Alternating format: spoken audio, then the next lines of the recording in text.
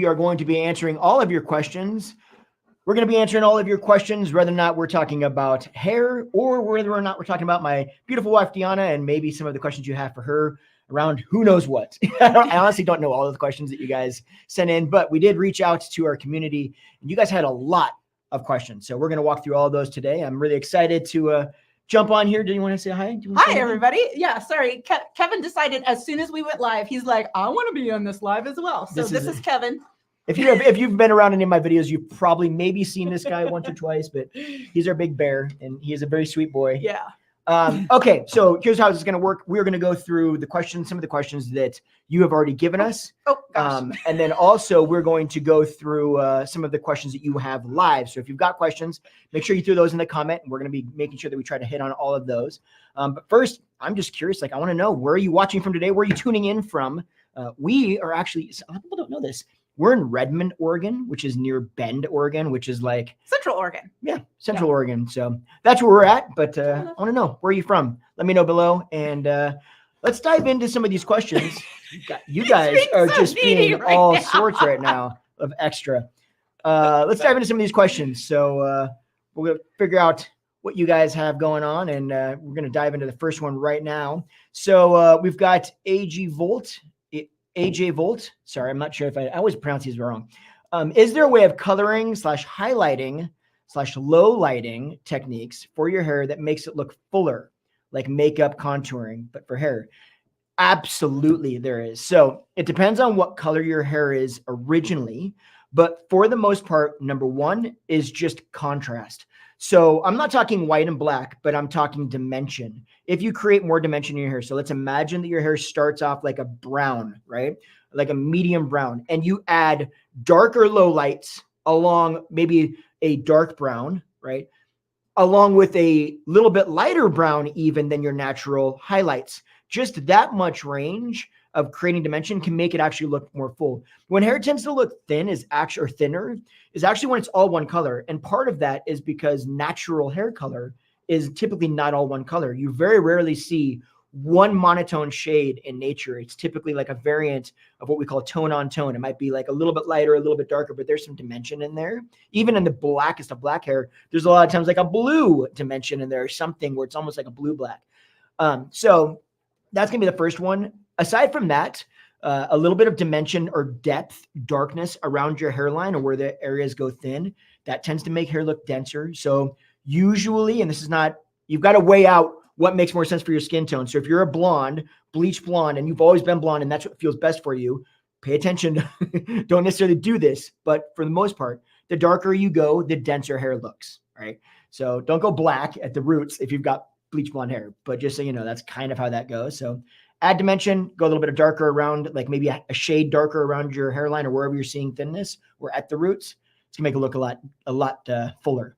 That makes sense? I was trying to think, do I have some grow out, some darker? No, but you have a lot of dimension, right? So you've got blonde and dark. She's definitely not one color, right? There's a lot of dimension in there. And even though it's not like black and white, there's still enough variance in there that it looks a little bit more natural. And then obviously looks thicker. So I hope that helped a little bit. What do we got? Let's see what our next question is. From Amy, we've got, what haircut is good for fine, thick hair that is very straight? You know how few people understand that there's a difference? People think fine hair is also always thin. This is fine, dense hair or fine, thick hair. And so, my hair is very straight. Yes. No wave, no curl, no.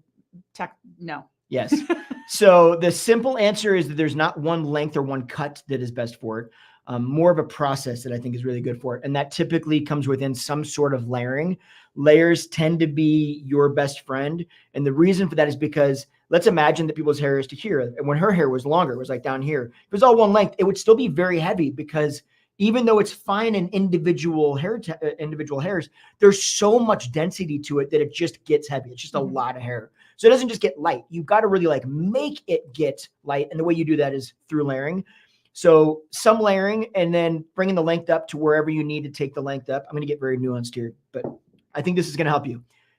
Length dictates layers. Okay. You might have heard me say this in videos, but meaning that imagine your hair is this long.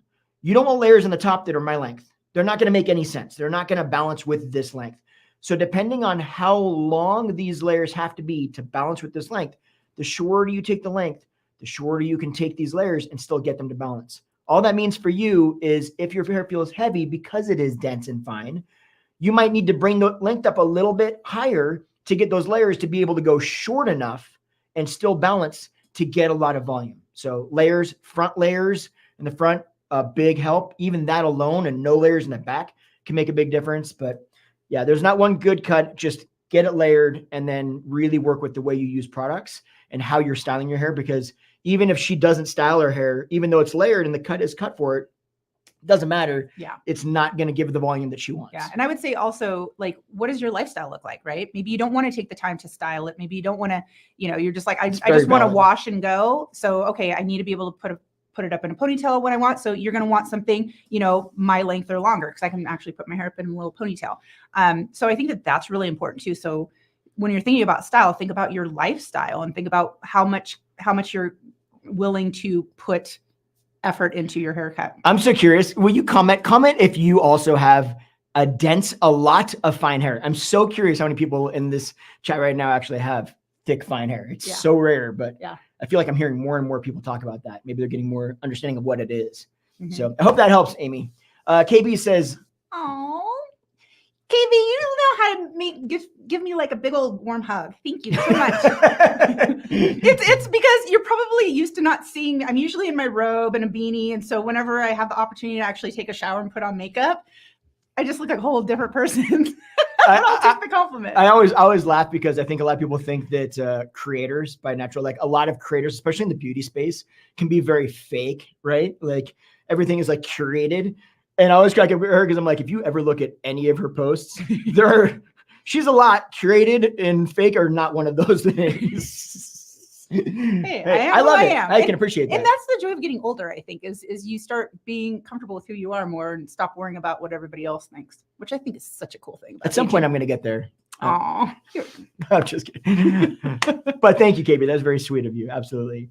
Callison, I hope that's correct. Callison says, best haircut for thin hair. So this is going to be a bit anti what you might think. Okay. First of all, we have to understand that there's no haircut, if I'm completely honest, that makes really, really, really thin hair just inherently look thick. Right. We've got to understand that our expectations have to be, like kind of in the same realm as the hair texture. So depending on how thin, and I'm going to take this approach as though we're talking like thinner than mine is on top. Right. I think a lot of times people search for the haircut to address that. In reality, you're going to get better results from other aspects of the styling process and things like that. So for the most part, if we're getting very serious about it, the shorter you go up to an extent, right? Until you get like short, like the sides of my hair, the shorter you go, the denser it's going to look. The longer your hair is at any length, when it gets thin, it's just like this. It starts to part like this, and you can see through my fingers, right?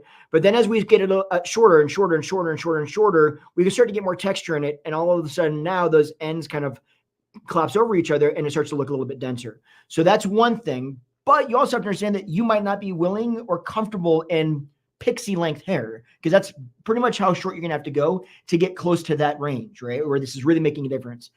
So if that's not a thing, then one length in theory sounds like it's going to be best, but it usually isn't, because we're dealing with not just thinness at the ends, but also making it look bigger, because that also makes it look fuller. So I'd say some layering on the top or whatever to kind of give you a little bit lighter hair so that you can get more volume in it. That'll help. But after that, it's more of a 3-step process. I'm actually like legitimate. It's so funny bring this up. I was in my head yesterday thinking about talking to a friend of mine about creating a product line, almost like a whole system just for you, like for this exact scenario. And the purpose was built on the idea that it isn't just one thing. So it's like you can get your hair cut, but also we've got to pay attention to the brush that you're using and making sure that it's not too damaging for your hair, because you can't afford to have any of it damaged any more than it absolutely has to be. And then the product that's actually going to create the foundation so you can get volume. And then the extra product at the very end that's going to make the roots and everything else look dense, because now you've got the ends looking a little thicker, but you still can see the scalp. So there's a lot of that process. I feel like that didn't really answer the question, if I'm totally honest, but I hope that makes a little bit more sense. Oh, hey, Linda. East Coast mama in the hizzy. You're always... Linda's, wait, you're too much. You're too much. We're still going to figure out time. Linda's been around this channel since before I was around this channel. I feel like she was on my channel, and then I came on. She's like, "Oh, hey, I've been here for a little bit. How you doing?" That's how long she's been around this community. Yeah. I love it. Always so supportive and lovey. Yeah. Lovely. You're awesome, Linda. Thank you so much.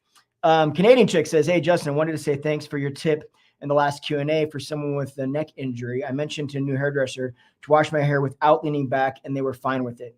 Absolutely. Absolutely. I'm so glad that you were able to do that. Gosh, that they were open to. Yeah. We've had a lot of people actually in our salon that have had to do that or lean forward. You know what I mean? Like, and actually just kind of grip the shampoo bowl and they just pour it. I mean, it's not always the most relaxing thing for you, but if it means that you can get your hair cut, that's awesome. That's so I love it. Well, thank you. Thank you for sharing that. I appreciate that a ton. Shay says, my stylist said there's a color technique to color with a clear color. Is that a thing?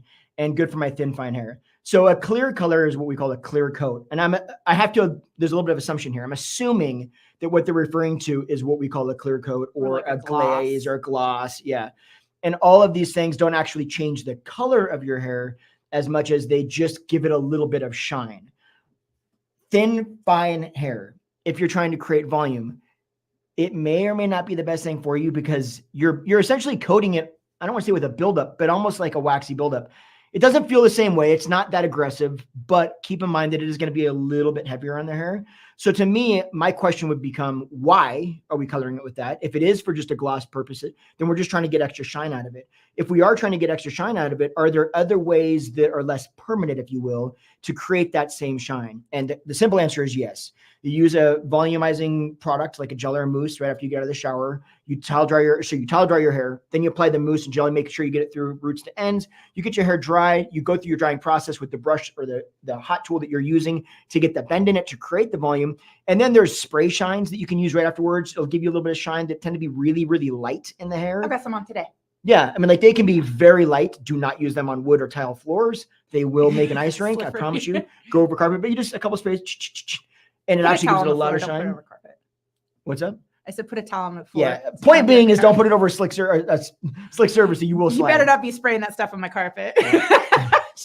That's all I'm going to do now. I'm just going to go walk around and just do this. I wonder if also, depending on what type of clear color it is, like if it's using like a 20 volume or if it's like a demi-permanent or something like that, if it's doing like a micro damage to get, a little bit, you know what I mean? Usually she has a point, and the point is that a lot of colors, so we have a lot of people that do color specifically just for the damage. They literally call it color volume, right? Like that's their only reason. It blows out the cuticle a bit and makes the hair just a little bit rougher, and that a little bit of controlled damage gives you a little bit of extra volume. 9 out of 10 times that also requires you to go a little bit lighter. It requires a process that's strong enough to achieve that. And I don't think that I've ever seen, and I could be wrong, like don't quote me, there might be. I would ask that. It's a great question. So ask them if that's part of the reasoning, or if you know it is. That could be a benefit if that's something I've just never seen a clear coat that actually used a peroxide that was strong enough to blow the cuticle out to get that result. Yeah. So if that's why they're doing it and that can happen, great. It might be an option for you. There's pros and cons. But otherwise, a spray shine, I feel like then you just rinse it out the next day. You don't have to, if you don't like it, you're not stuck with it is the main point. Hope that helped a little bit. Yeah. All righty. The happy stamper. We're going to go with this because it's easier for me to Happy stamper. I love that. Yeah, so do I. And I love seeing a photo. Isn't that great? Oh. Okay. Can a round / upside down triangle face shape wear an undercut pixie? Yes. Yep. Sorry, I was trying to like geometry. a 1,000%. So we're going to go with the round because I don't want to say that's the more aggressive thing, but so typically I find that people don't fall in. They always ask, what's my face shape? And there's 10 different face shapes. But for the most part, people are really kind of breaking that into two issues. You're either essentially trying to add more length to your face, right? In the case that your face is round or it's square or it's a diamond shape and there's a lot of width in your cheekbones, right? Like you're typically trying to add a little bit more width in certain areas, or you're trying to get a little bit more length in certain areas. So to make things kind of easier, and it can be more nuanced, obviously, but to make things easier, I try to just say, you're basically trying to do one of those two things. For you, we're talking about offsetting the roundness. Anytime that we want to offset roundness, we want to create more height. And one of the ways we create more height is to take more bulk out of here. So if you're undercutting that pixie and taking this stuff really short, and you got a little bit of length on top, 100%. It takes the bulk out of here, creates a little more height here, and it's not going to add roundness. It's actually going to add a little bit more length. So it's going to work with your with the round concern, no problem whatsoever. That was a good answer. Hope that helped. I tried to get that like that. Oh, hey, Lisa, thank you. Really much. Thank you. Okay, so you've got let's see, best style for round face, thick hair in your 60s. Okay. Tired of long hair. It's curly under and frizzy on top. This is not uncommon. Menopause, yes. You beat me to it. As I was going to say, it's a hormonal change. It's unfortunate that, yes, we get it. Okay, so the best style for the round face, and this is never the answer that people want to hear, and I always feel partly bad for saying this, but I hope you understand. There isn't one style for you. And my purpose was saying that is because I wouldn't want you to think that this is the only hairstyle that you can wear, because it's exceptionally unfair to you.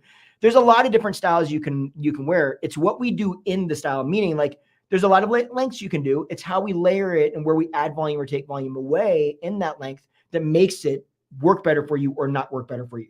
So for a round face, what we're doing again is we're trying to pull bulk out of the sides and we're trying to elongate a little bit. Okay. So this, I'm really giving you kind of teaching you how to fish here rather than giving you a fish, because it doesn't matter what length. Let's say, for instance, you feel most comfortable with the length at your collarbone. Sweet. Stick with the length of your collarbone, right? And then just layer this bottom part. If you've got really thick hair, it just means that you can get more aggressive with the layering. So you would layer the front, right, to break up the weight through there so that it doesn't get too full. Then you would layer the back a little bit, again, to make sure it doesn't get too full. You put all those things together, you've got some movement, you've got some texture, but because this is laying in and the layers in the back are giving more volume on top, now we're getting a little bit more length in the face. And because this length isn't going up right at the chin, then we're still getting a little bit more length in the face. So all of those things work to offset your round face. Let me tell you what you shouldn't do if you've got a round face, because that might help you better understand why we do what we do. If you've got a round face, you're trying to keep bulk away from right in here. So imagine if we cut a bob on you that was right to your chin, it was all one length, especially with thick hair. It would go like this and it would come right in your length. Your face is going to look really, really wide, right? So much fuller. So we're really just trying to get away from adding that bulk through here. So we do that by taking that bulk out. More layers on top, a little bit extra length. Both of those things create a little bit more length in your face. What if you wanted to bring the layers up here or the length up here? Maybe that was the length that you feel most comfortable in. You just get more aggressive with taking the bulk out of here. We just need to make sure that there isn't too much fullness in here on the sides. And you have a little bit more fullness on the top, or sorry, keep on hitting you, or in the temple, right? Kind of like DIONNA'S, right? So even if this stuff is laying down, but she's got a little bit more height up in this area, it doesn't have to be just right on top, but just up in this area, and this stuff lays in, it's going to elongate her face more. But if I do this and add more fullness out here, if I can do this, it's going to start adding more width to her face. I don't know if you can see the difference that makes, but it changes a lot. So that's really what you're paying attention to. Determine the length that you want, and then just pull enough bulk out of the sides and get enough volume up around the top through layering that it's not going to add more width to your face. Mm-hmm. And I also think, well, I think that one of the issues she's having is with the curly under and frizzy on top, because I think that probably, again, comes down to how much time you're willing to put forward to styling it, right? Because you could probably flat iron it if you're not wanting the curly and things like that. She brought up such a good point. I'm so glad you're here, because you full on just I knew I was here for a reason. Yes. No. If you're not adverse to heat styling, okay, and you are willing to flat iron, especially the sides, like make sure, like let's say you round brush the top, right? You're like, I really don't want to use a flat iron. Go in and use a flat iron on just everything below here, like from here. So, and DIONNA'S, if I was going to pull her hair back, everything below that recession line right here, all the way back to the occipital bone in the back. Everything that goes above that gets round brushed. Everything below that, flat iron that. That's going to smooth that out. It's going to lay it in. It's going to take out the wave of the curl that you're having problems with.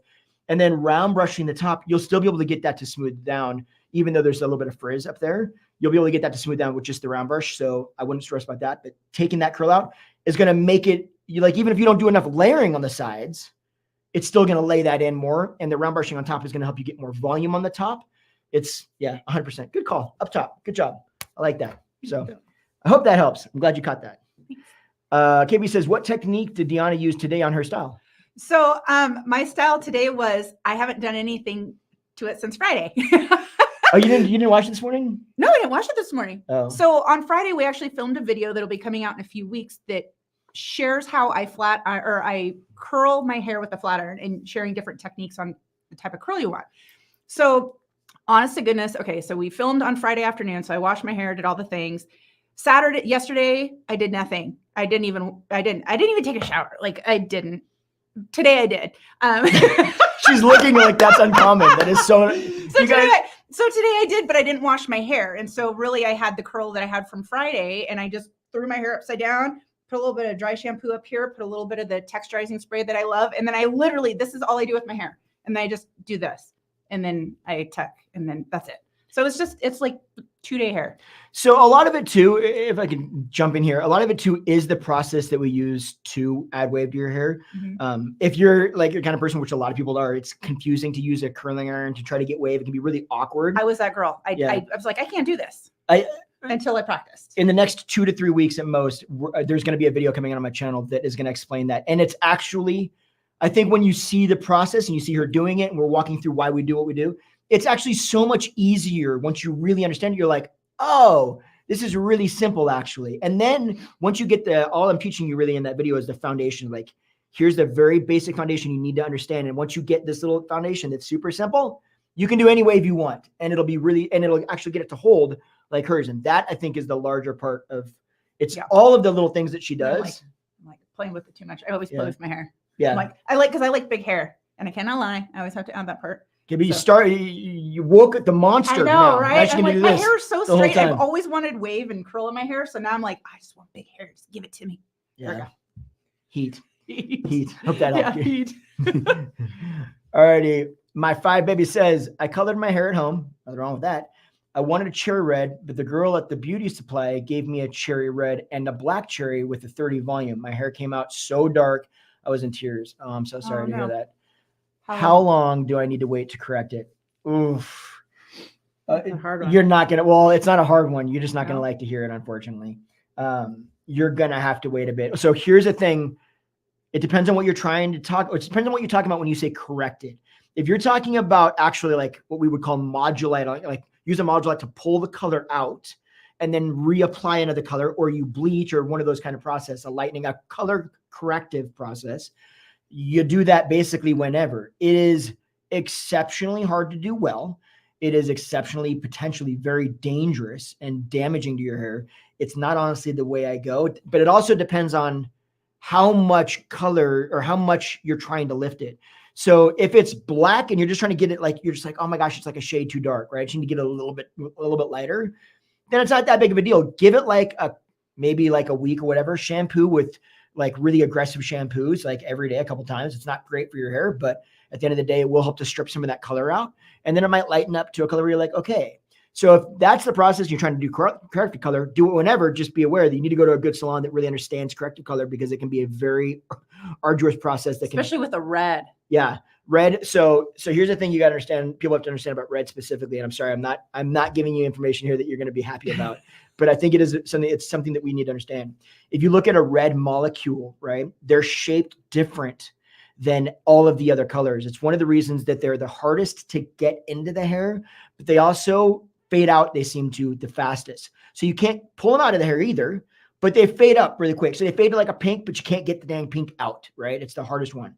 The reason that is because you got to think of it like, remember those old toys where it's like a square hole and then you try to put the square thing in the square hole, right? The things and they twist it. Yeah.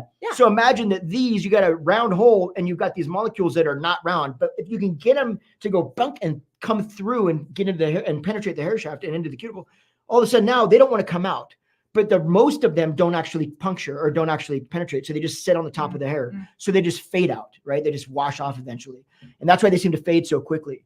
So be aware that the red that is in there, what's going to happen is when it lightens up, you're probably going to see more red tones that come out quite a bit more. And that may or may not be a good thing. But just when you go back in, if you're just waiting for it to like get light enough that you can go dark, a little bit darker again, just remember, like if you're, I don't know how to explain this. I'm trying to explain this in an easy way and it's not. Go to salon for color correction. If you're waiting at home, shampoo your hair for the next couple of weeks. It's probably going to take. It's going to get lighter. It's probably not going to be the tone that you want. You're just trying to get it light enough that you can then go darker with it. And you're just going to deposit back on to get to the color you want. It just needs to go lighter than you wanted it to be.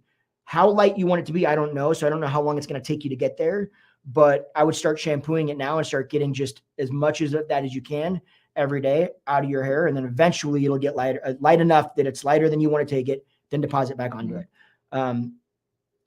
E-Salon. Yeah. If you're going to do your hair at home, esalon.com. Go to eSalon. Yeah. They're going to make things so much easier for you.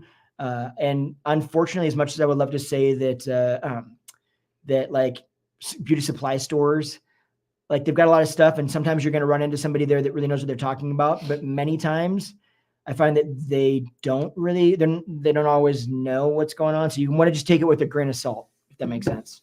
Yeah. I don't feel like that helped, but I'm sorry. Melissa, just read through my Muscle Through Menopause guide. Hey, Deanna.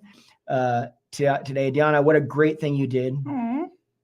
I'm all the way on the other side now, but still need to stay fit. It's hard. It is hard. It is hard. And I'm happy to say I'm officially in menopause. So I'm going to be post-menopause, right? So if you didn't know, and I didn't know this for a long time, that menopause is really only one day in your life. And that is when you've had 12 consecutive months without a period. That is what the definition of menopause is. So you're either perimenopause, and then when you haven't had a period for 12 months, then you're like postmenopause. You're like, whoa. So, I mean, not that the symptoms automatically go away your 12 months, because I still have them. But with that said, yes, it's hard. It's definitely hard. And so that's why I created this guide, is just to share, because I'm not an expert by any means, but I am just somebody that I'm like, here's what I'm doing. Here's what has been working for me, and hoping that I can help somebody else. And with that said, I don't love working out. There's many days that I'm like, I don't want to do this, but like I said, I do, like, I compare it to, I don't like doing the dishes. Yeah. I don't like taking out the trash. I don't like to do laundry, but it's something that I do every day. So it creates a habit. So I don't wait until I feel like doing something. I just do it. And some days, like I say, I crush my workouts. Other days my workout crushes me, but I find ways to have a successful day, right? So even if that's putting on my workout clothes and committing to a workout, and I only get halfway through, well, I committed to it. So today was a good day. So I try to celebrate those small wins. So I think doing that, not looking at the hard or where you start, but celebrating every day and celebrating one small win, no matter how small it is, kind of builds that up. Couldn't agree more. Yeah, it's if you haven't, where can they find that? Are we going to link it in the description? Yeah, we'll link in the description. Okay, so we'll link in the description so you guys can find that. It's totally free. It's just a guide, and she's done a lot of, like, she says that she's not an expert, and she's not technically an expert on it, but over the past, like, I would say, 3 years, I feel like 2 to 3 years, she's done some pretty deep, like, research into trying to figure out how do you effectively go through menopause. And the good thing is she's been able to put herself around a lot of people that aren't experts, that do understand what's going on, that she's been able to learn and get insight from. So yeah, just a culmination of all of that she's learned. And there you go. Makes it easy so you don't have to do it. Yeah, that's what it is. All righty. I will definitely stick with the salon for now. And thank you so much. Yeah. Girlfriend. We've all been there. We have 1,000% been there. I can't tell you how many at home colors. Well, and you know what? Honestly, you might go to the salon and still find yourself there. So, I mean, let's be frank, like, I've messed up. I can't tell you how many times I've messed up. It's been a long time. Let's see. If my hair is thinner, will DIONNA'S haircut work? Absolutely. So let me back this up. We have a little bit more layering in DIONNA'S hair right now. However, and that would still work for you because of the approach that we take towards layering it. So the reason that it would work for you is because, one, if it's on the thinner side, the closer you get to your neckline in the back, the higher you bring this length up, the denser those ends are going to look. So that's one. The longer they are, they're going to look thinner, especially, like, let's say, imagine you grew it to your waist. It's going to start looking very thin at the ends, right? So we're already working towards the idea of having it thicker. But then a while back, we had her same cut, but we had a little bit less layering in it, but we still had some layering. We called it, like, I think I did a video on it. I think we called it like we called it the DIONNA, but it was like layers. I think the video was entitled like the layer bob without layers, right? And it's just a way of texturizing it. So it lightens it up, but it doesn't make it look like you don't see a lot of layering. Mm-hmm. So something like that would work really well for you. If I can find that video, we'll go ahead and try to link that in the description as well, so you can check that out, because it's an actual walks you through the process, and it's an insight so you can show your stylist, like, here's what we're doing, so that you don't have to describe it to your stylist. So that's one thing that could work. You also could do a little bit more layering, though. You just layer the top and you don't layer the sides. Mm-hmm. A quick way to tell you if you've got thin hair, anybody else out there as well, if you guys have thin hair, a quick way to be able to tell if your hair can handle a certain length, with layering, right? Go up here and take all of this hair that's from that recession right here that we talked about earlier to the occipital bone in that back, that bump. Section all that out, pull it up on the top of your head, okay? Pin it out of the way. Then all you're going to do is you're going to comb this stuff straight down, and you're just going to look at the length that you want. So let's imagine that you want a length to here. You're going to look at that and say, how thick does this look? If that looks too thin until you bring this hair back down and then it looks thick enough for you, you take that hair away. You're like, oh, that's way too thin. Then your hair, wherever that's thickest, that's the length it'll have to go to make it look thick. If it already looks too thin down here, then yes, it's going to look too thin when you layer it. You need to do less layering. However, if you bring that length, if you pull this hair out of the way and you look at this and you go, that looks thick, it looks fine, it looks thick enough for me, I'm okay with it, then yeah, you can have layers because that stuff falls down and you've already layered it. It doesn't change that line at all. So I hope that helped a little bit. Susan says, is DIONNA'S hair naturally straight or wavy? Or straight? No texture. So straight. So hard to get. That's why I love curly hair so much, right? We always, as women, well, I think it's anybody. You want what you don't have, right? And I've always had stick straight hair. And so, of course, I'm like, give me all the curls. And why in high school? Oh my gosh, those spiral perms, always, like through most of my high school career, spiral perms. And remember those? Like, roll them up and they'd be like circles and your hair would be like this big. And yeah. That's the beauty of technology today, though, is I feel like you said that, you know, we don't have. Yeah. I feel like nowadays the tools are so good that it doesn't matter what you have. If you're willing to spend a little bit of time, and that doesn't even mean a lot of time, just a little bit, you can create what, if you want curl, you can create curl. If you've got curl and you want straight, you can easily create straight. Like you can have that now without having to get a perm or a relaxer or whatever. Lisa says, do you still have a salon? If so, can you give me information, please? I'd love to come to you for help. First of all, thank you very much. I sincerely appreciate that trust. I do still have a salon. There are still people that work there. I am currently not behind the chair there unless we're filming a video. Our salon, my salon is about 3 hours away from where we live. So I had to focus on either putting the effort into our online businesses, this, or being behind the chair. And there just was not enough time to do both. So I wanted a little bit more freedom. So I moved over here and I just do it then. But there are some great stylists there. I will make sure that we put a link in the description below where you can actually at least find them. And honestly, like I learned everything that I know from all of them. Yeah. So if I can do it, they can do it. And a little secret. People are always shocked by this. He cuts my hair. He's the only one that cuts my hair. Only. I'm the only one. Yeah. I'm kind of obnoxious about that. Yeah, he's obnoxious. However, he used to color my hair. He used to bleach my hair, but he would complain about doing it. So 6 years ago, I stopped going to him, or I stopped getting it done. And I actually go to one of the gals, Danielle, at his salon. And so she's been my colorist for the past, 6-7 years. She's amazing. She is amazing. Yeah. She is super kind. She's legitimately a good human being. She gives the best neck massages when she's washing your hair too. She's mad because I never gave her I never gave her the salon experience. No, he literally, like when I used to get a partial highlight just on the top, he would literally only wash the top of my hair. He's like, I didn't do anything on the bottom. The last thing I want to do when I get home is work. Whatever. Anyway, last thing I want to do is work too, but I still do the dishes and cook supper and what? Wow. Let's move along. All right. I like Anna Goldenfisk.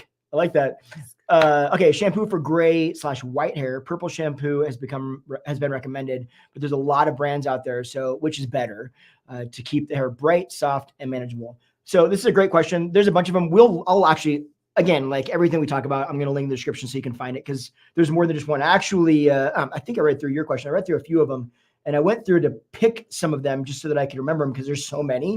But I'll give you a couple of them for this. But the first thing I want to do is I want to throw up just real quickly a color chart on the screen because I want you to look at this because this is important for people to know that are using blue and or purple shampoos.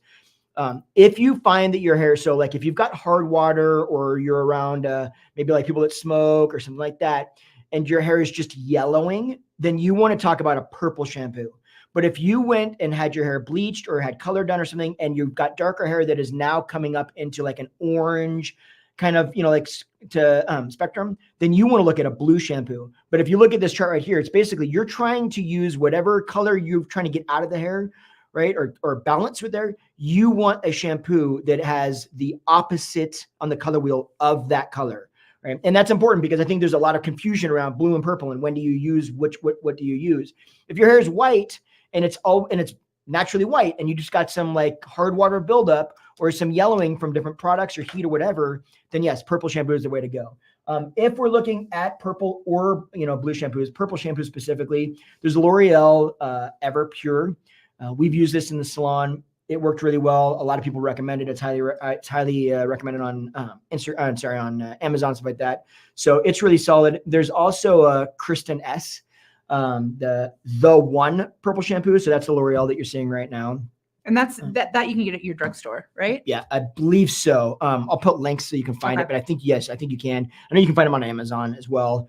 Then this is the Kristen S. This is really, really highly rated. Like a lot of people swear by this stuff.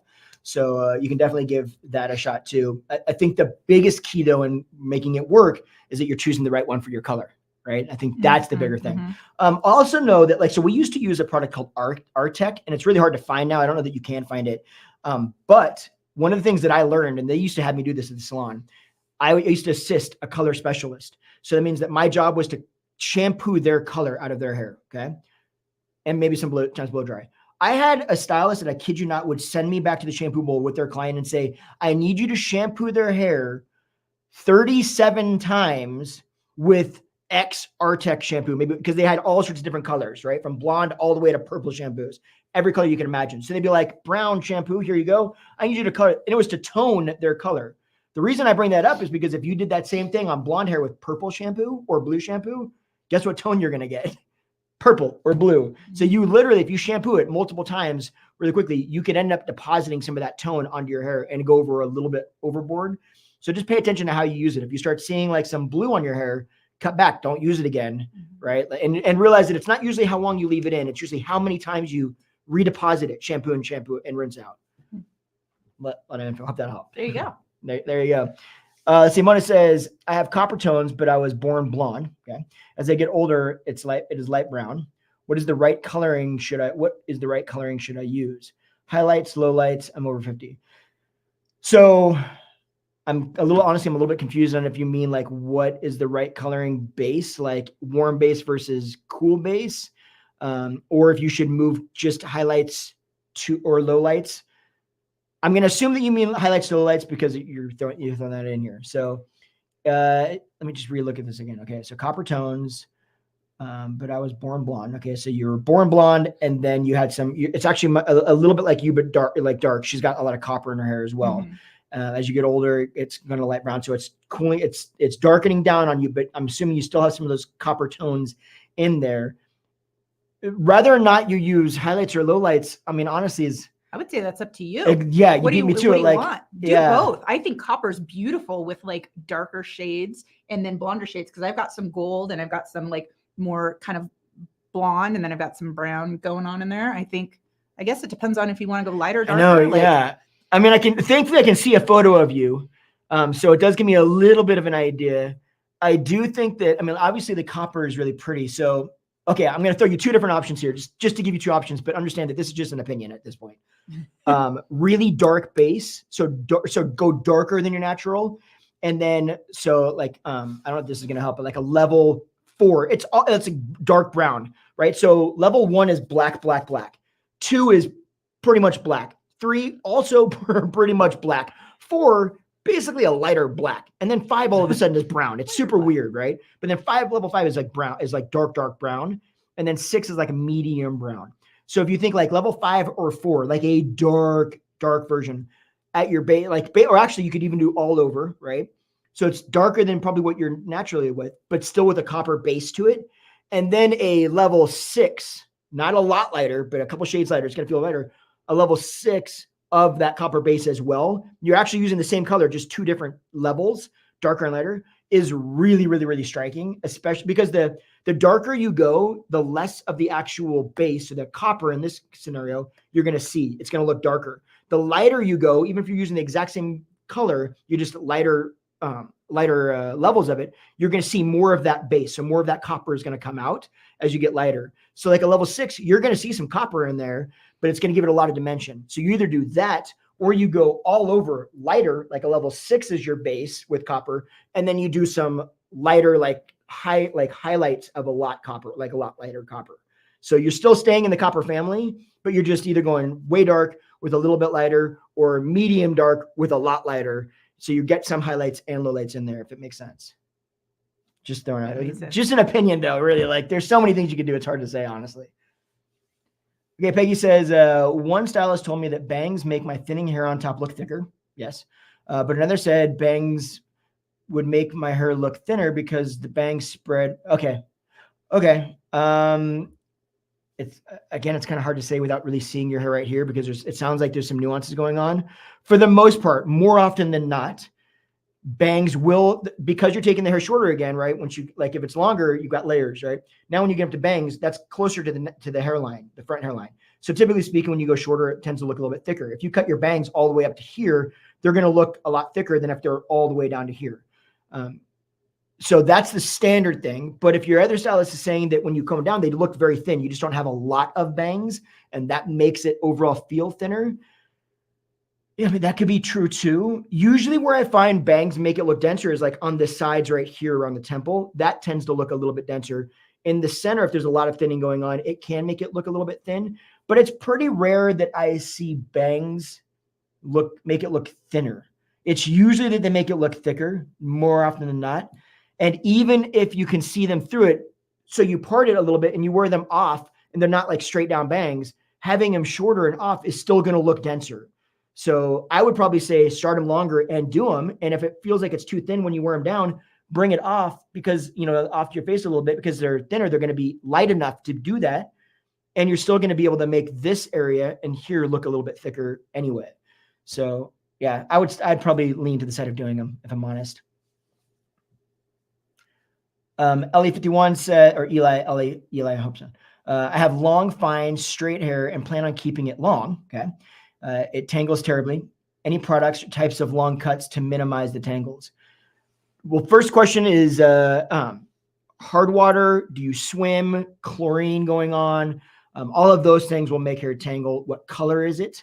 And has it been colored? So the first thing I would want to know is try to figure out where the tangles are coming from. If it's just your hair texture, which some textures are just like that, right? Actually, fine, dense, fine hair can be very much like that if it's really long. So the first question is why. If we can figure out why, then we can better address it. I'm going to assume now that you just have a texture that is just having that concern. In those cases, there's not a lot of cuts. You can layer it, but still realistically, you're still going to get tangles on it. And even if you cut it shorter, if it's that kind of texture where it's really just tangling, even if you cut it shorter, you just get tangles higher. You're still going to see those tangles. I wish there was a cut which made it super easy. Oils are typically what I find to work really, really well in those cases. You take some oil, you work it through your hands when your hair is damp, you work it through your hair, and then you even like pulling out some of the, like if you've got really, really, really tangly areas, rubbing a little bit of oil into it and then pulling out with your fingers and then taking the brush and combing through it or brushing through it to get the tangles out, starting from the bottom, working your way up. That can help. There used to be an oil. Now there's whey. I never pronounced that right. Whey oil. That's pretty solid. You can get away with using a little bit more of that and not get it super greasy. There used to be one, and if you can find it, man, more power to you, is L'Oreal Series Expert, the Series Expert oil. It'll come to me and then I'll tell you. But when I tell you that I literally combed out a dreadlock, I'm not exaggerating you. I combed out a dreadlock, full on dreadlock with that oil, and it didn't feel greasy. It was a shock. And I think they've discontinued it, but I'll have to look for it. I would also say when she talks about her hair being long and it tangles terribly, like thinking of like the mechanical things. We did a video one time about like thinking about, you know, where does it tangle at? Are you rubbing it on the back of your chair? Are you putting it on your purse? You know, things like that. Is it rubbing and getting stuck? So thinking about those like mechanical things that might be tangling up your hair as well. Something to consider, like instead of, because when my hair was really long, it would always rub on the back. So I'd have to like put it over here. So it wouldn't be. Yeah. It's a really solid. Yeah. I'm glad you're here. I know. Maybe I just need to have you. I like when I can like. No, I mean, be of service. It's absolutely true. Well, we're still playing with that though. So I don't want to talk about that yet. We're playing with something right now to see if it works, but I don't want to say it works and then find out that it doesn't work because we haven't done enough research on it. But yes, so I hope that helps a little bit. Oh boy, Kate says, how did we meet? I had freshly got out of prison. Yeah. No. We actually met on Facebook probably, we've been together, what, 14 years? 15 years, 13? I don't remember, somewhere. We've been married for 10. I do know that because Facebook let us know, but we actually met on Facebook. We didn't have any mutual friends, which people always ask. There was like this pseudo dating app called Are You Interested? No. Yeah. Yeah. And I honestly, like, I share too much sometimes. I just got out of a really poopy relationship and I was not looking to date. I was like kind of anti-man. You fell I was into just my like, spell. oh yeah, I did. No. But I was looking to meet new people and, I was looking to really just kind of change up my life. Right. And so, and there was this, are you interested in this guy pulled up, it was a profile picture. I have it. It's actually still on my phone. It's my favorite picture ever. And I remember going, that's the only good picture I had. But I do remember going, he's kind of cute. I'm like, but dang, he's got all them tattoos. Clearly he's done some time in prison because I was a single mom of 2. Right. And so I'm just like, clearly he's been in prison. I'm like, but you know what? Maybe he'll introduce me to new people. I'll have new experiences, so I just put myself out there. Well, hold on. You're like, you know what? He's just got out of prison. He's probably freshly out of prison. Maybe he'll introduce me to some new people. No, I just joined a softball team and I'm not very athletic. Like I was doing all these things that weren't typically me. I was doing I was just like, I want to get rid of the old life and bring on the new life. So yeah, let's check out a guy that's got 10 tattoos. Clearly has been out of prison. He hasn't been in prison. Anyway, so I clicked on it, right? And then he gets a notification. I'll let you take it from there. Oh. Okay. You get a notification. So what would happen is, I didn't know when I signed up for it. I thought it was just like a free random thing. Yeah. I thought it was a totally different kind of program, if I'm completely honest, because I'm not against dating sites. Hey man, if you're on a dating site, more power to you.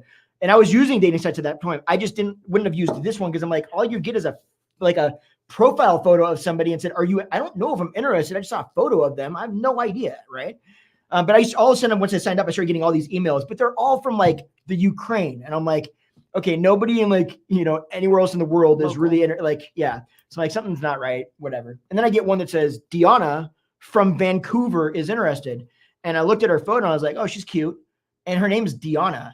Like, I feel like I don't need to. And then if you wanted to connect with her, I'd have to sign up, pay to connect. And I was like, I'm pretty sure it's Facebook. I can just search Dionna on Facebook and find her profile because it seems like a reasonably obscure name. Yeah. And so I did exactly that. I just typed in Dionna. There's her Facebook profile.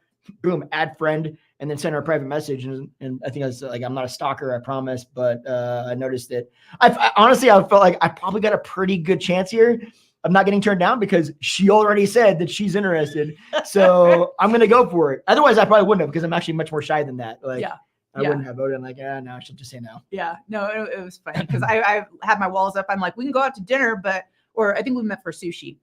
And I'm like, but I don't use chopsticks. I use my fingers. So if you have a problem with that, we're not going to meet. And I'm just going to be coming back from my kid's soccer game. So I'm going to be in my muddy rubber boots. So if you have a problem with that, I was like giving him every excuse to back out of this whole thing. Nothing if not persistent. Yeah. And then our first date was 5 dates in one. Yeah. And he was a perfect gentleman. Didn't kiss me till the 3rd date. Nope. And here we are. Yep. Aww. There it goes. Easy as that. Thanks for bringing that up. Yeah. All right. Anne said, are you still offering virtual consultations? I am. I open them up periodically. The one it's like, I feel like it's the worst timing. I feel terrible because we just, okay. And if you're interested in it, do we have the link for it? I'll have to open up another one to be able to do that. Yes. Well, email us. Email Dionna. We'll send you a link. We'll open up one more spot. Email us at info@justinhickox.com. Yeah. Because usually I open up 10 or 20 spots and then they're filled up. And then because I don't really have time to do them all the time. So I try to figure out times where I can. And then I'll open up another 10 in 5-6 months from now or whatever. So yeah, I think we can work one out. So email her.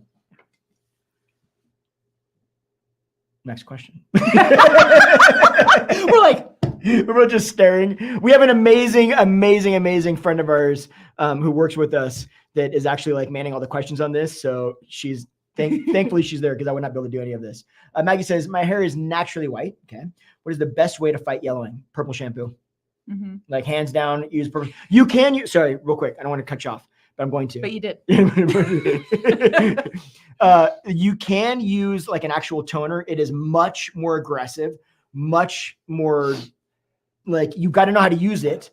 but they do a much better job at actually pulling that color out. There's one called Redken Shades EQ, and you can usually find those on Amazon or whatever. They have a bunch of different colors, so you'd have to figure out which color is going to be the best for you, because you mix them up. It's something we use in the salon. So that is an option, and I usually tell people if you're comfortable with that kind of stuff, they're great, but only if you're comfortable with them, because they are very specific on how you use them. And so my colorist recommended, because I tend to get some yellowing too, even though my hair is not gray. There is a shampoo, I think it's kind of a clarifying shampoo that I don't use all the time, just every once in a while. It's called Goo Goo Gone. And then she actually also, and I can't remember the name of it, but I'll look for it and then we'll share it in the description below. It's like this little powder that you put in your hand, and then you mix it with a little bit of water, and then you put it in there, and it's supposed to kind of help strip that stuff out. So I'll find out what that's called. But yeah, the Goo Goo Gone is great. I honestly haven't used it that much, so I don't know much about it. I wouldn't want to speak to it. But I trust Danielle, her colorist. If she says it's good, I trust her. Exactly. All right, Pamela says, is sleeping with a... is sleeping... Okay, literally, we just said we were testing this thing. We didn't want it. We weren't talking about it. But since you brought it up and you already know... Literally. Okay, so this morning, like my hair was so big. I was like, so super big, and I'm like, my hair, like, so for the past 5 nights? 5 nights, yeah. So I got this new pillow from this company that wants me to test out, and it's really a pillow for, you know how we sleep and we get like this and we get all wrinkly. So it's like, it has like these cutouts, so when you sleep, it doesn't like scrunch up your face. Yeah. And so I've been testing it out to see if I like it. But it has a silk pillowcase, and I usually only use cotton. And this morning I was saying, oh my gosh, my hair is still so full. And we're like, okay, what are we doing? Did we do this differently? And I'm like, we literally just said that it went through this whole process. How'd you style your hair? Like, we did it for the video. Yeah. And I'm like, I think it's a silk pillowcase. So I think it is true. I think it's helpful for maintaining. Well, I don't know about maintaining healthy hair. Probably, because it would slip versus getting, and it probably doesn't absorb the oils the way cotton would and stuff like that. So magic. Yeah. There's actually a lot of like silk pillowcases make a lot of like logical sense too. I mean, like one thing you have to know about damage on hair is a lot of damage is simply created by friction. So anytime we can minimize friction against the hair, we're going to do some part in minimizing that amount of damage, and silk is just going to minimize that friction. So will you guys ever offer TVDS stickers or patches? We'd love to send a bunch out. Yes. Yeah. I'm so glad, Amanda, that you said that. So I went and made some. Yes. I have like, I think 100. I love them. But he's just like, nobody want to buy this sticker. And I'm like, well, I think they're really super cool. What did I say? How did I sound when I said nobody want to buy this sticker? I've never, is that how I sound? Well, usually it's like, nobody want to buy a sticker. That's probably more like, give me a little bit more like, you know, I'm animated, okay? It's not like, I don't sound like Pooh Bear. Or no, that's not Pooh Bear. But yes, we will. Eeyore, thank you. Yeah, so how do we, I don't even know how we'll do that. We'll figure it out. Email us at info@justinhickox.com to remind me about the stickers, and I'll try to find a way to like figure all that stuff out. Yes. Yeah. Christine asks, have you ever rated the shampoo/conditioner bars? Full disclosure, no, I haven't. I honestly have. I've used one, but it was actually for gray hair. It's a total lie scam. They say it was supposed to make your gray hair go away on this bar. It's one of those things where I'm like, I know this is a scam. I've got to test it just to see, because in the weird event that it actually worked, I'd be like, oh my gosh, I got to tell people about it. But it is exactly like I thought. It's a total pile of junk. But that's the only bar I've ever used. Now, with that said, you bring up a great question, because I don't know enough about them. I do want, one of the things that I'm trying to work on right now is finding trichologists, hair scientists that I can get on the channel and do videos with, to understand more about the chemical breakdown, like, and all of the science behind hair and behind these products, because there's a lot that I think it's obviously going to depend on which one you use, but I want to know for sure. And I don't want to, like I've said before, we don't learn that in school. So it's just stylists doing their own research. Mm-hmm. And it takes a long time with shampoos to really do research to figure out, does it work? Because you can't just use them once or twice. You've really got to like put a lot of effort into trying to understand. And then, so you've got one that took you 3 months to test, but there's 80 of them, right? So I need to understand more on a chemical basis. Like, you know, I need a what do you call them? A scientist, but not just a trichologist, a chemist as well. So I need both of them to really understand what's going on. So Yeah, because My I answer know is no, I don't a lot of times people ask us about shampoo recommendations, and I try all, like I have probably about 4 or 5 different shampoos in the shower that I actually rotate between, because I don't know if you've experienced this, that you try a shampoo and conditioner and you love it. You're like, oh my God, it doesn't work. my hair is so amazing. And then like 3 weeks later, you're like, my hair is like I'm not digging it. Yeah. And so I switch out, because I think some of them probably build up. So then I'll use like a clarifying, and then I'll use one for volume, and then I'll use like one that's for treating or whatever. I will tell you, I've got a video that I'm filming in the next couple of days where I'm actually going through a bunch of trichologists videos that are on YouTube and stuff, a bunch of different ones, to determine like the times that I've lied to clients or to you, right? Not knowing that, like things that I've learned through 30 years of doing hair that I always thought were true. And then all of a sudden now, when I'm watching these hair scientists that fully understand this on a much deeper level, they're going, no, that's actually not how it works. And I'm like, oh my gosh. So I'm going to do a whole video about how I've lied to you. That's really going to do a lot for trust, I'm sure. But I mean, come on, like, I want to make sure that I don't stop and just assume that everything I know is right. Right. Because sometimes we're wrong. And things, things that you learned 30 years ago have changed. I mean, Absolutely. Okay. So, DS 40765 how would you go about repairing dry hair? I do not blow dry it and wash it once a week. I sometimes put in a leave-in conditioner. This doesn't seem to be helping. So first off, we need to be giving it more conditioner likely. So if you're only using a leave-in, a lighter conditioner once a week, you might want to move to like a mask. So first we've got to understand that there's hair masks and there's hair conditioners. Okay. They're basically the same thing. They're marketed differently.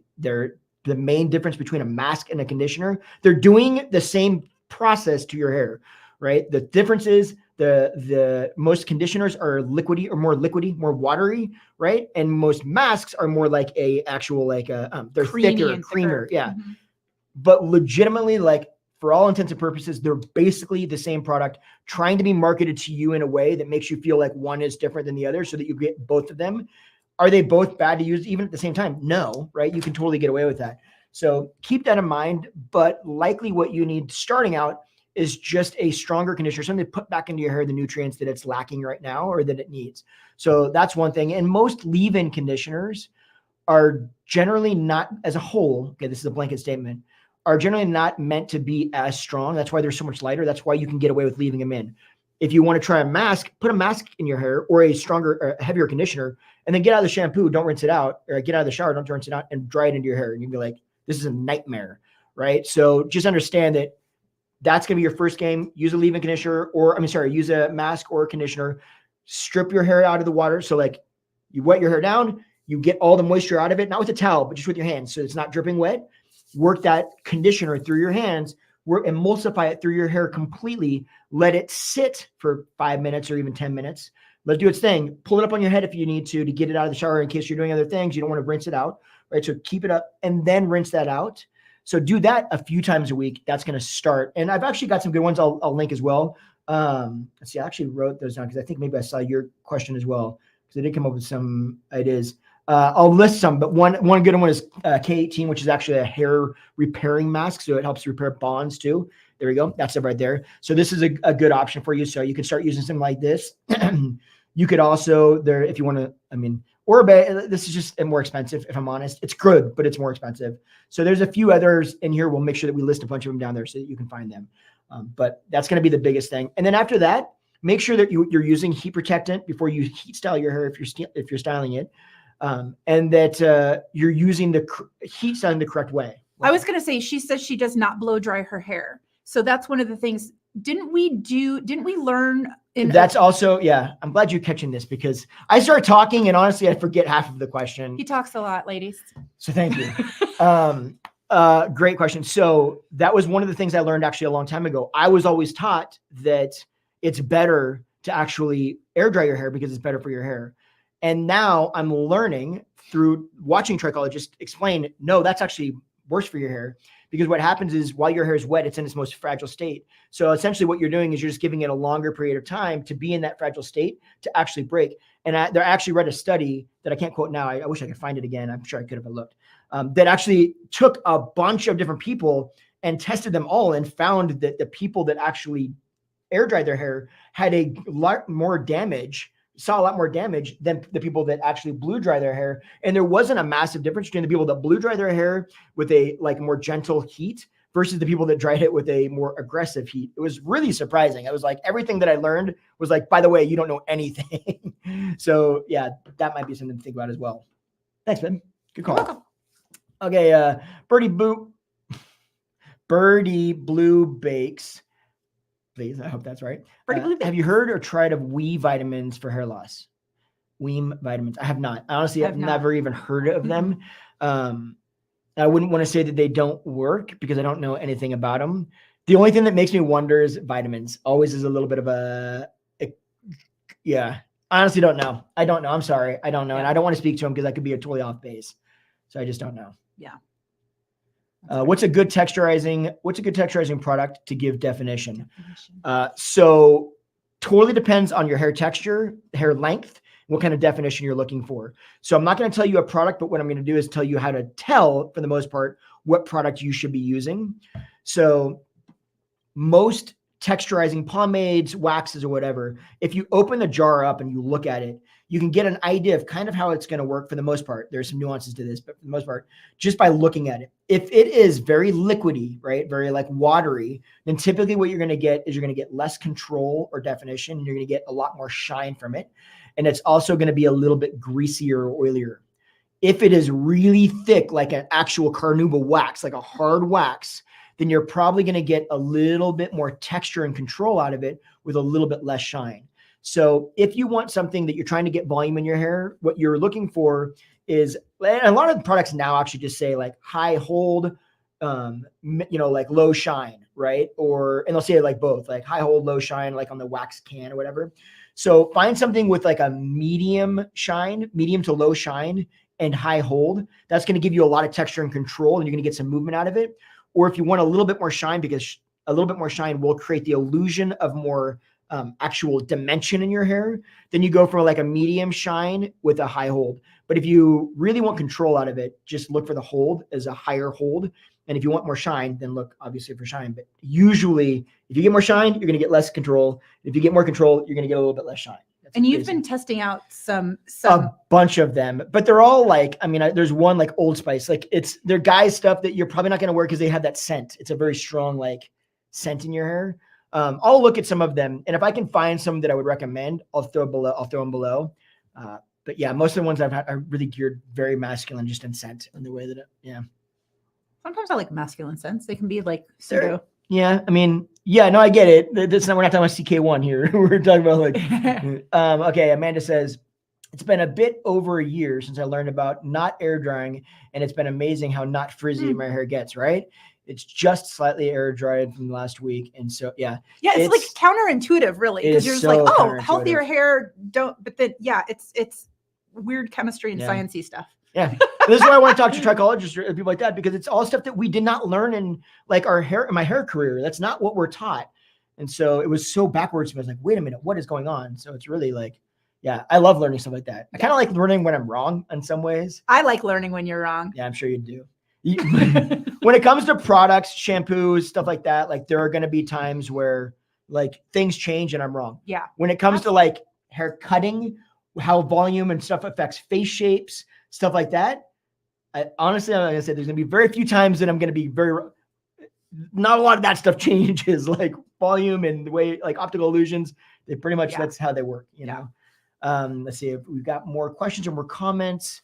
We do have one more. So we've got any tips to handling the changing hair structure as we get older and it gets wider? Dude, the change is a thing. Can we just say the change is a thing? So that's so funny that I remember that's what they used to call it, the change. Yeah, the big change. The change. Yeah. Yeah. So typically speaking, and again, this is very broad, but for the most part, usually as hair changes as we get older, the change that we're seeing is that it's getting a little bit thinner, it's getting a little bit more fragile, it's getting a little bit more coarse, right? A little bit more frizzy, a little drier, like all of these, like those kinds of things are what we're seeing.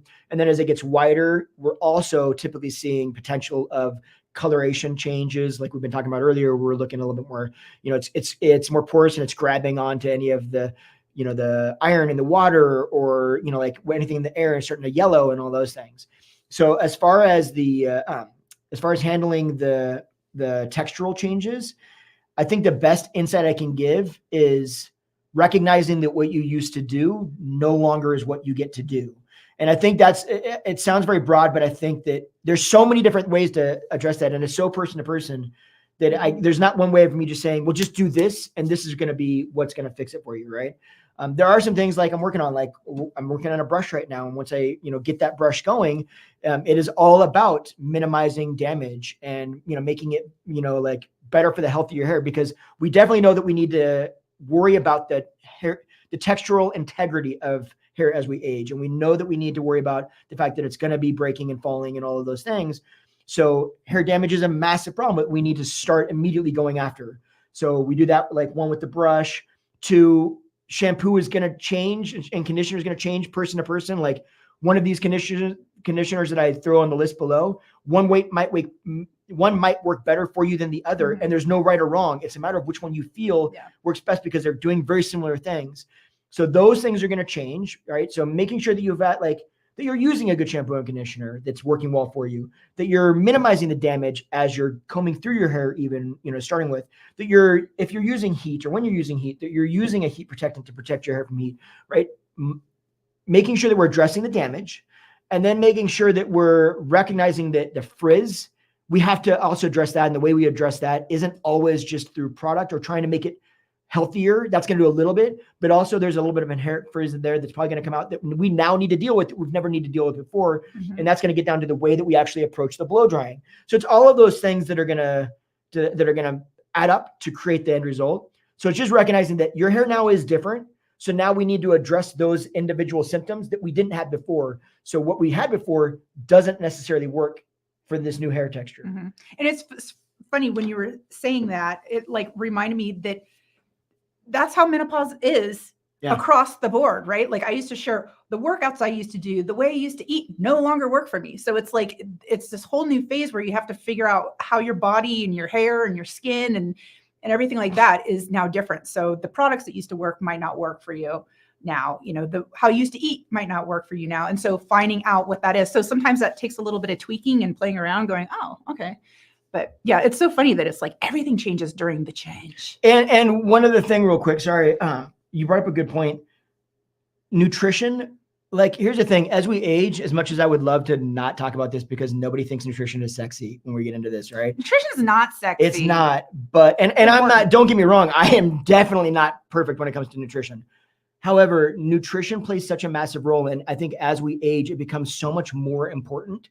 We start to lose the luxury of just ignoring it completely and just assuming that it's not going to impact us the way that it didn't impact us as dramatically when we were 20.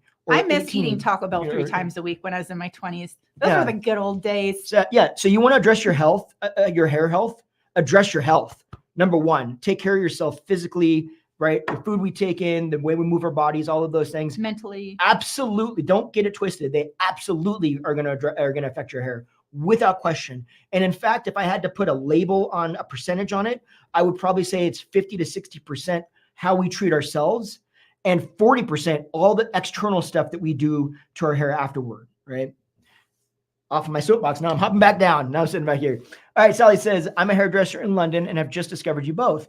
Justin, I've watched so many of your videos, which are really educational. Thank you, Deanna. I've just received your Muscle Through Menopause 4-week challenge. Thank you, Sally. That's awesome. Tomorrow. Yeah. Yay. I'm so excited.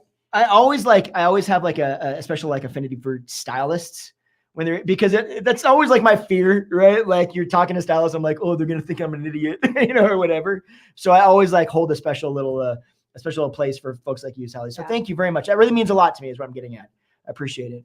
Adkrat says, I just want to say, Deanna, you look amazing. I don't know why I'm going to get really emotional right now. It's okay. I've been following, as I just hit her on the head. Good girl. Good job. I've been following your health journey on IG. Not that you looked bad before, but you are so inspiring. Thank you. Thank you so much. It's been a journey for sure. Yes. Yeah. But you are inspiring. I think you inspire a lot. She's always tried to be kind of like the girl next door, the non-expert or whatever. And so I think it's very easy to think that you don't inspire people because you don't, maybe I'm not an expert, right? And she always kind of says that I'm not an expert. And so how am I being inspiring if I don't know this information? But I think many times the non-experts like you're technically, even though you know a lot, the non-experts I think are more inspiring because it shows people like you can do it too. You don't have to be like X, Y, or Z 100%. Like she's not doing anything that she went to school for. No. I feel like I can't say any of that stuff. And I'm like, I'm just going to go downhill here. This is going to turn out very bad. No, yeah. But you yeah, get my point. Thank you. And thank you. Yeah. It's been a journey. And there was, a while there that I was like, all right, going through the menopause phase of life. This is what my life has become. Right. Or this is what I should expect. I should expect to have my emotions being up and down. I should expect the belly fat, that's just what happens, and the extra weight and stuff like that. And then I'm like, okay, well, I shifted the focus off of a size and a weight, and instead focused on, like I call it, my old lady body, right? I'm preparing for my old lady body, which is, I want to get moving because I don't want to be 70 and frail. I want to be 70 and strong. And so changing my focus from looking a certain way to feeling a certain way when I get older and working towards that future me, that's when my body started shifting, because it wasn't the focus. The focus was on health. And so, and failing along the way, because there were some things I was like, that's not working. And there were other things I'm like, wow, this works a lot. So this is cool. So Thank you with that said. Yes. Amanda says, sharing your journey makes us feel like we're not alone. Absolutely. Good. And then she says, Justin, she said, Justin, I love that you're supportive.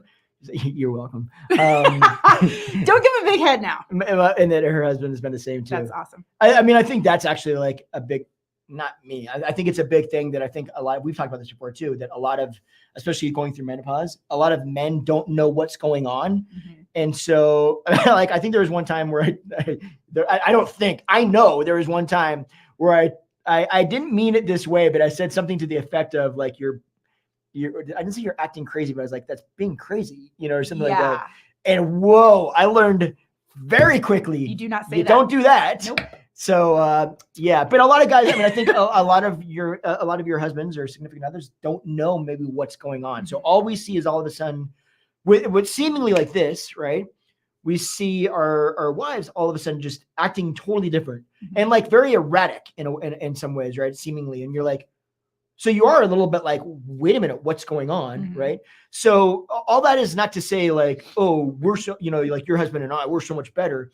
It's to say, I think as women going through it, letting the guy understand or know, hey, this is what's happening, or knowing so that you can relay the information to us, say, this is what's going on. And, like, so just so you know, when I'm doing this is not me like hating you or being mad at you or whatever. Yeah. Like, this is what's happening in my body, and bringing them into the conversation versus separating the conversation. I think that's super important. Yeah. I mean, and you've been very open to like all the stuff I'm learning and sharing. I'm like, did you know? Oh my gosh. Like, and it is and that's why I like to share, because I felt so alone. Yeah. I was like, I'm going crazy. Why am I gaining so much weight? So like, she can say it, but I can't say it. Yeah, we can say it. You cannot. I've already told you this. But it's like, why am I gaining weight? Why can I not sleep? What are, like all these things, and you just feel like you're not yourself, but you can't explain why. And then when you find out like, oh, the number one symptom of perimenopause is frozen shoulder. Well, no wonder why I had frozen shoulder, and I was like, oh, my body's it's not me. Like I would beat myself up. And then I was like, oh, this is just a symptom. So then, okay, I understand it. So now what can I do to work on it? And so being able to share it with other women and just having this conversation, this dialogue lets us know like, we're not alone. Like this is going to be okay. We're in this together. We're locking arms. We're going to figure it out. It's going to be a shit show sometimes.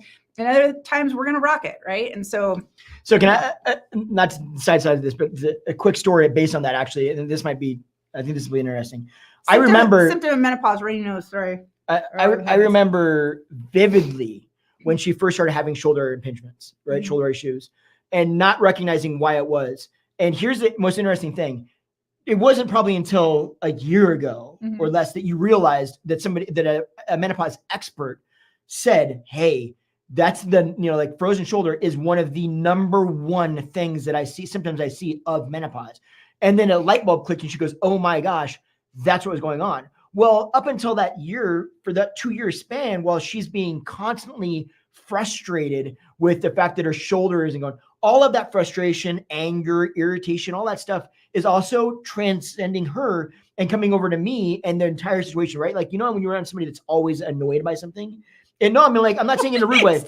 Okay. But no, follow me. Like they're always annoyed by something. It infests the entire area, right? So you're like, oh, so I'm seeing her be annoyed that this shoulder's thing, and we can't fix the shoulder, and we don't know what's going on with the shoulder, but it's frustrating her, and everything's changing about her life, and she's feeling now depressed and angry and all of these emotions. And you try to be supportive, but it also is like the whole situation, like you're frustrated with the fact that her shoulder hurts and you can't figure out all of that stuff. And it's like, if we only just knew that it was something like, yeah, that's just a symptom of menopause, right? So like the education behind it and understanding it, I think is so important, because then it like alleviates all of this tension. I mean, it wasn't like it was that dramatic, right? I'm overplaying it a little bit if I'm honest, but drama king. But I mean, it is just to kind of paint a story, right? Or paint a picture here. It is true though. Like when somebody's like super frustrated, you feel bad, you feel irritated for them, with them, at them, because they're irritated at you, because they're irritated in general. So you know what I mean? Like it's a whole thing. And yeah, there you go. It is a whole thing. I'm stopping before I get more in trouble. Good. Final question. Good job. Ingrid asks, how do you start the process to address hair loss? First thing first, I would say you consult a doctor and figure out, like, have all your levels checked and make sure that everything is normalized. There's nothing going on. We don't know what's causing it, so we don't really know how to address it until we understand that. If they say that, it's something along the lines of iron deficiency or something like that, a lot of times they can prescribe medication that will help you kind of deal with that. If it's just like a female or male pattern baldness that we're talking about, now we're moving into other forms, something like, which again, you still want to talk to your doctor about, but something like finasteride, Rogaine, minoxidil. There are some natural ones, and I can't remember the natural one that I used, but I used it when we were traveling in the van, and it actually worked. Do you remember? And I did a sponsored video with them, or a sponsorship with them. Yes, I do remember. And I think can't of the brand. The only reason I did that sponsorship was because I actually used it, and I was like, whoa, like I'm actually seeing hair. Like it was really surprising. I didn't expect it at all. So there are some. So you kind of start moving in that direction. Those are typically the things that are really going to like start to regrow that process. Mm-hmm. But yeah, first things first, get your levels checked. And I just recently learned, I'm actually doing research on myself, because my hair is not thin, but it's thinning. Like I'm noticing like right in here in the temple area. And I've been researching they have like an oral minoxidil that you could take, because I guess a lot of the topicals can make women's hair like kind of greasy and kind of yucky. And so I've been, I'm doing some research to see if I can start taking the oral, but if you're like me, ladies, and you get the chin hairs, I want to make sure that I don't get more chin hairs than I already have. Me so too. Before I know, I can't find my tweezers today. I was like, oh my God, I hope they don't see this. I've got like chin hairs all over the place. But I'm doing research to make sure that it won't make hair grow everywhere before I take an oral minoxidil. But it is an option. Probably smart. So yes, start there and then move on there. Well, hey, I just wanted to say that I appreciate you all for hanging out with us today. Yeah. If you have any other questions, please never hesitate. Never feel free. Never hesitate to comment below or shoot us a message, shoot us an email, and let us know. And otherwise, if you liked this video, you can check out this video. It's going to be covering up her face here once this thing gets live. And any of the products we talked about will be here pretty soon. There'll be links in the description where you can find them. So yeah, otherwise, you guys have a fantastic Sunday. We will see you next Sunday. Week. All right. Bye, everybody. We appreciate you. Thank you. Bye-bye.